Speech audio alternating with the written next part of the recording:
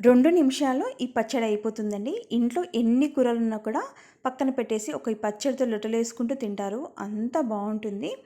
పాన్‌లోకి 1 spoon జీలకర్ర, 1 spoon ఆవాలు, half spoon మెంతులు వేసేసుకొని స్టవ్‌ని సిమ్‌లోనే పెట్టేసుకొని వేయింపుకోవాలి.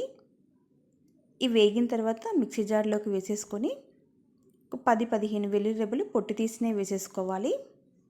2 స్పూన్ల కారం వేసేసుకొని కొద్దిగా బరకగా మిక్సీ పట్టేసుకొని ఇందులోకి పెద్ద సైజు నిమ్మకాయలు 3 నిమ్మకాయలతోటి ఈ రసాన్ని తీసేసుకున్నాను. ఆ రసాన్ని వేసేసుకొని రుచి సరిపడా సాల్ట్ వేసేసుకొని మిక్సీ పట్టేసుకోవాలి.